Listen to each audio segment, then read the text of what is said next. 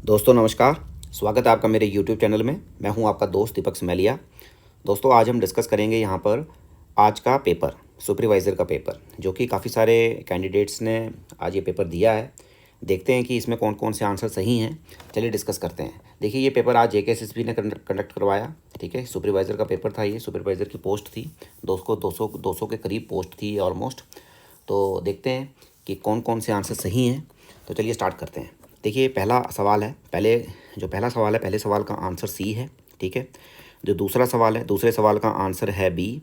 ठीक है दोस्तों, तीसरे सवाल का आंसर है दैट इज़ बी।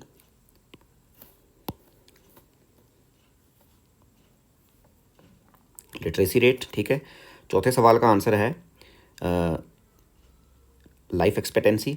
और फिफ्थ का आंसर है ये ए वाला। ठीक है, दैट इज़ मतलब कि ए का है 5 और बी का है 2, सी का है 4, डी का है 3 और ई का है 1। ठीक है, आगे देखते हैं। अगला जो 6 सवाल पूछा गया है इसका आंसर है बी। ठीक है, 7th का आंसर है बी, 8th का आंसर है बी। ओके, 9th का आंसर है सी, 10th का आंसर है डी और 11th का आंसर है डी। ओके, और जो सवाल है आपका ये 12th कि which macronutrients in the body main source of energy, that is carbohydrates. और मैं एक बात बता दूं आपको, ये मोस्टली ये जो सवाल पूछे गए हैं JKSSB के द्वारा, ये पिछले साल के पेपर हैं ना, उनमें से मोस्टली रिपीट हुए हैं। मोस्टली जो आपका ये पेपर है इसमें 90% जो पेपर है ये पिछले साल के जो पेपर हुए हैं उनमें से पूछा गया है। ठीक है, तो प्रीवियस नॉलेज बहुत इंपॉर्टेंट था इस पेपर को क्वालिफाई करने के लिए। तो अगला है 13 का क्या आंसर है? इसका आंसर है डी, विटामिन डी। ठीक है, ये this is absorption of calcium in the human body. बड़ा सिंपल सवाल पूछा गया था, सीधा सवाल पूछा गया था। अगला है 14th, इसका आंसर है ये दिस वन, इंसुलिन। और अगला है ये health promotion, what is the main goal of health promotion? इसका आंसर है B, prevent disease and enhance health. ठीक है, अगला है 16 का आंसर है ये दिस वन। अगला है 17 का आंसर है सी। ओके, और 18 का आंसर है ए। ठीक है, using the same cutting board of raw meat and vegetable without washing it. ठीक है, ये तो हम देखते हैं ना, इसका मतलब क्या था इस आंसर का कि मान लीजिए कि आपने कोई चाकू से सब्जी काटी और आपने अगर उसको विदाउट धोए कोई और सब्जी उस चाकू से काट ली, तो क्या होगा कि ये क्रॉस कंटेमिनेशन जो होता है ये उस जो आपने दूसरी सब्जी काटी होगी उसमें भी चला जाएगा। तो इसलिए कहते हैं कि भाई जब भी आप कोई सब्जी काटें या कोई भी चीज़ काटें तो जिस चीज़ से आप उसको कट कर रहे हैं तो उसको आप धोएं और फिर दूसरे प्रोडक्ट के ऊपर या दूसरी चीज़ के ऊपर उसको अप्लाई करें। तो वही उसी के रिगार्डिंग ये सवाल था कि what is the cross contamination. Okay, तो अगला है कि 19, which of the following is a common symptom of food poisoning? कौन सा है इसका आंसर? इसका आंसर ये है डी, दैट इज़, ठीक है, वॉमिटिंग, न्यूजिया एंड वॉमिटिंग। अगला है 20, that is a, development of bones and teeths. ठीक है, primary function of phosphorus in the human body. 21 का आंसर है ए। 22 का आंसर है बी। ठीक है, 23 का आंसर है बी, हाँ बी। और 24 का आंसर है बी। ठीक है, 24 का आंसर कौन सा है? B. Choose the correct sequence of the following central government program based on the year of the launch in the chronological order. तो ये ऐसे आएगा, इसका आएगा सी पहले, फिर आएगा ई, फिर आएगा बी, फिर आएगा डी और फिर आएगा ए। ये क्रोनोलॉजिकल ऑर्डर है, मतलब इस प्रकार इसका सीक्वेंस बनता है, पहले कौन सा है, फिर कौन सा है, फिर कौन सा है, फिर कौन सा है, ये पूछा है। तो अगला है ये कि अटल पेंशन योजना, इसका आंसर है बी। ठीक है, वर्कर्स ऑफ अनऑर्गेनाइज सेक्टर, आप जानते हैं एक ऑर्गेनाइज सेक्टर होता है ना, एक ऑर्गेनाइज्ड सेक्टर होता है और एक होता है ये वाला अनऑर्गेनाइज सेक्टर। तो अनऑर्गेनाइज सेक्टर कौन सा हो गया और ऑर्गेनाइज सेक्टर कौन सा हो गया, इस बारे में आप जानते होंगे। वैसा वो बता देता हूँ। ऑर्गेनाइज सेक्टर हो गया मतलब जैसे कि जो लोग जॉब वगैरह कर रहे हैं, जिनको मतलब पे मिल जाती है, महीने के बाद काम करते हैं, तो अनऑर्गेनाइज सेक्टर हो गया, जितना भी प्राइवेट सेक्टर है ये सारा अनऑर्गेनाइज सेक्टर है हमारे पास, तो वही पूछा है यहाँ पे। तो कंसिडर द फॉलोइंग पेयर्स, इसका आंसर क्या है, इसका आंसर डी है ये वाला, ठीक है। ए का 3, बी का 4, सी का 2, डी का 1। आगे है 27 का आंसर डी है ये वाला, ठीक है। 28 का आंसर है, 28 का आंसर क्या है, 28 का आंसर है ए, ये this one, primary health centre है ना, गाँव में खुले होते हैं ये। 29 का आंसर कौन सा है, 29 का आंसर है D, that is Rajiv Gandhi, ये दिस वन, ठीक है। आगे है 30 का आंसर क्या है, 30 का आंसर है ये, दिस इज़ ए आंसर, क्या है, to reduce the prevalence of under nutrition and stunting in children, okay. 31 का आंसर है बी, 32 का आंसर है डी, 33 का आंसर है बी, दैट इज़ फर्स्ट का बी और सेकंड का ए और थर्ड का डी और फोर्थ का सी, ये इस प्रकार बनता है, ठीक है। इस प्रकार इसके पेयर्स हैं। और आगे है 34 का आंसर है ये वाला, ए बी सी। आगे है 35 का, ये देखिए सीधा हिस्ट्री से सवाल पूछा गया है, हिस्ट्री, ठीक है। ये अरेंज द क्रोनोलॉजिकल ऑर्डर में कीजिए, ये आपने, ये हमारी 8th क्लास की हिस्ट्री है, 8th क्लास की हिस्ट्री में आप ये, और 10th क्लास की हिस्ट्री है ना, चाहे CBSE के ले लो, चाहे JNK बोर्ड के ले लो, वहाँ से सवाल पूछा गया है। 10th क्लास की हिस्ट्री और 8th क्लास की हिस्ट्री की बुक से ये सवाल पूछे गए हैं। तो इसका सही आंसर है ये वाला, दैट इज़ सी, DACB, ठीक है। कौन सा, DACB, ठीक है। पहले क्या आया, जलियांवाला बाग मैस्कर आया, ठीक है, 13 अप्रैल को आया था, ठीक है, जलियांवाला बाग मैस्कर। और फिर आया A, that is non cooperation movement. फिर आया सी, डांडी मार्च आया। और फिर आया B, that is quit India movement, ठीक है। बड़े इंपॉर्टेंट सवाल हैं ये। और आगे है ये 36 का आंसर, 36 का आंसर है ए, ठीक है। 36 का आंसर कौन सा है, ए, BACD, ठीक है। फिर आगे है 37 का आंसर है सी, 38 का आंसर है बी, ठीक है। 39 का आंसर है ए, 40 का आंसर है ए, ठीक है दोस्तों। 40, फिर आगे आ गया 41 का आंसर है डी। 42 का आंसर है ये सती प्रथा जो 1829 में ख़त्म की थी लॉर्ड विलियम बेंटिक ने, ठीक है।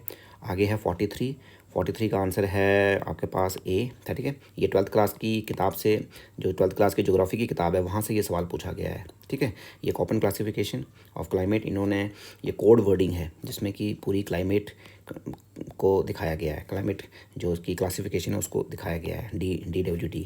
आगे है the 44, that is the wettest place on the earth, that is A answer, ठीक है। और मैं देख रहा था, मेरा एक फ्रेंड था, उसने इसका आंसर बी लगा दिया है अमेजॉन में, ना जाने क्या सोच के लगाया, मुझे कोई समझ नहीं आई। आगे है 44 आंसर, दैट इज़ कोकून। ये आपकी जो 7th क्लास की साइंस है ना, 7th क्लास की साइंस जो आपने पढ़ी है छोटी क्लासेस में, ये 7th क्लास का कंसेप्ट है ये कोकून। नहीं तो खोल के देख लीजिए किताब को, वहाँ पे मिलेगा आपको ये। आगे है ये 46 आंसर, 46 का आंसर क्या है, 46 का आंसर है ए, ठीक है। 47 का आंसर है डी, 48 का आंसर है डी, 49 का आंसर है डी, 50 का आंसर है ए, ठीक है दोस्तों। आगे है 51 का आंसर है ए, 52 का आंसर है सी, 53 का आंसर है बी, 54 का आंसर है डी, 55 का आंसर है ए, ठीक है दोस्तों। मैथ के सवाल हैं। 56 का आंसर है ए, 57 का आंसर है बी, 58 का आंसर है डी, 59 का आंसर है ए, फिर 60 का आंसर है सी, ठीक है। ये नॉर्थ ईस्ट। 61 का आंसर है डी, 62 का आंसर है सी, 63 का आंसर है सी, 64 का आंसर है ए 2000, ओके। ये प्रधानमंत्री ग्राम सड़क योजना। 65 का आंसर है सी, 66 का आंसर है सी, ठीक है। Vitamin which is believe to cure the common cold, that is C, okay. Which is the most stable ecosystem, कौन सा है, ये है आपका, इसका आंसर है ये दिस वन, मेराइन। आगे है 68 का आंसर है बी, 69 का आंसर है बी। ये बच्चे ये जो सवाल है, ठीक है, ये कितनी बारी ये सवाल रिपीट हो गया है। ये जो आज से कोई 2017 की जो एडवर्टीज़मेंट थी जनरल लाइन टीचर की, ठीक है, जनरल लाइन टीचर और साइंस के जो टीचर लगे थे, तो ये सवाल उस पेपर में भी पूछा गया था जनरल लाइन टीचर में। और जो टीचर का पेपर हुआ था ना 2017 की एडवर्टीज़मेंट थी, और 2 साल के बाद पेपर हुआ था, और 19 और 20 में बच्चे लगे थे, तो ये वहाँ से सवाल पूछा गया, सेम रिपीट सवाल हो गया है, पूरा का वैसा ही उठा के डाल दिया है। तो इसलिए मैंने स्टार्टिंग में बोला था आपको कि 90% जो पेपर है ये रिपीट हुआ है, मतलब पिछले साल के क्वेश्चंस को दोबारा डाल दिया गया है यहाँ पर। तो आगे है 70, इसलिए बोलते हैं कि जो पिछले साल के पेपर होते हैं उनको ज़रूर पढ़ के जाना चाहिए, क्योंकि मोस्टली वहाँ से आंसर बड़े पूछे जाते हैं। ठीक है, तो प्रैक्टिस बड़ी ज़रूरी है, प्रैक्टिस करता रहना चाहिए। लास्ट पेपर्स को लेके नया पढ़ना है, फिर प्रैक्टिस करनी है। प्रैक्टिस जितनी आप करोगे उतना आपका पेपर क्वालिफाई होने का चांसेस जो होते हैं वो ज़्यादा बन जाते हैं। मान लीजिए कि आप पढ़ रहे हैं लेकिन रिवीजन नहीं कर रहे, प्रैक्टिस नहीं कर रहे, तो उससे क्या होगा, आप उस लेवल पे नहीं पहुंच पाओगे, मतलब कि पेपर को क्रैक करने के लेवल पे आप नहीं पहुंच पाओगे। तो इसलिए आप पेपर करें, उस पर प्रैक्टिस जरूर करें। ठीक है, जितनी आप प्रैक्टिस करेंगे आप उतने परफेक्ट होते जाएंगे। तो प्रैक्टिस इज़ वेरी इंपॉर्टेंट। आगे है ये 70 का आंसर।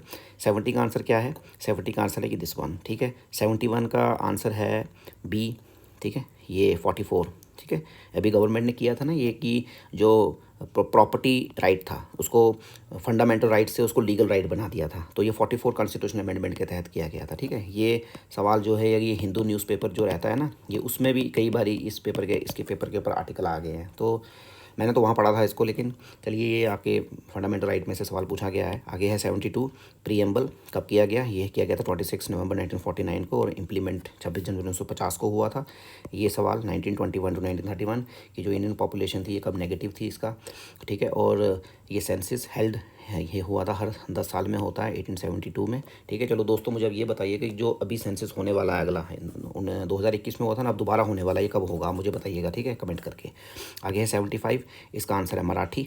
और आगे ये अनी बसंत, इसका आंसर है D, that is home rule league. और ये 77 का आंसर है बी। ठीक है, 78 का आंसर है सी। 79 का आंसर है ए। ठीक है दोस्तों, आगे है 80। 80 का आंसर क्या है? ये कंप्यूटर के सवाल हैं। 80 का आंसर है बी। 81 का आंसर है डी। 82 का आंसर है ए। 83 का आंसर है सी। 84 का आंसर है सी। 85 का आंसर है ए। ठीक है, आगे है 86 सवाल। ये इसका आंसर क्या है? इसका आंसर है डी। 87 का आंसर है डी। 88 का आंसर है बी। 89 का आंसर है सी। 90 का आंसर है बी। 91 का आंसर है डी। 92 का आंसर है ए। 93 का आंसर है बी। 94 का आंसर है डी। ठीक है दोस्तों, आगे है 95। 95 का आंसर है सी। 96 का आंसर है ए। 97 का आंसर है, इसका क्या आंसर है? इसका आंसर है A, Malthus, who among the following wrote an essay on principle of population. ठीक है, बड़ा फेमस सवाल है भाई JSSB का ये। 98 98 का आंसर है, 98 का आंसर क्या है? 98 का आंसर है ए। ठीक है दोस्तों, ए आंसर है इसका। और 100 का आंसर है सी। और 101 का आंसर है बी। ठीक है, ऑक्यूपेशनल सेग्रेगेशन। ठीक है, और 102 का आंसर क्या है? 102 का आंसर है ए। ठीक है, इसको मिलाना था, मैच करने थे ये। 103 का आंसर क्या है? सी। 104 का आंसर है बी। 105 का आंसर है ए। 106 का आंसर है डी। 107 का आंसर है बी, सोशल लर्निंग थ्योरी। ठीक है, 108 का बी। 109 का आंसर ए। 110 का क्या है? ये OCD स्टैंड फॉर क्या करता है भाई? ये करता है ऑब्सेसिव कंपल्सिव डिसऑर्डर। ठीक है, और ये 11th का आंसर बी। 112 का आंसर ए। 113 का आंसर सी। और 114 का आंसर क्या है? इसका आंसर है बी। आगे है 115 का आंसर बी। 116 का आंसर डी। 117 का ए। 118 का आंसर ए, सॉरी ए नहीं सी, ये वाला सी। 119 का आंसर डी। ठीक है, ये वाला डी, ये वाला। ठीक है, और 120 का आंसर क्या है? ये fundamental right incorporation abolition of untouchability, that is right to equality, है ना, जो 14 टू 18 के बीच में आता है। इसमें दोस्तों बताइए कि फंडामेंटल राइट कौन से पार्ट में आते हैं? ये आते हैं 12 टू 35, और किस में आते हैं? Contained in part 3। ठीक है, 12 टू 35 में आते हैं, और कहाँ से लेके आते हैं? 12 से 35 और पार्ट 3 में पाए जाते हैं। तो कई बार यहाँ से भी सवाल पूछ लिया जाता है। इसने तो सीधा पूछा है कि ये एबोलिशन ऑफ टचेबिलिटी आता किस में? राइट टू इक्वालिटी में।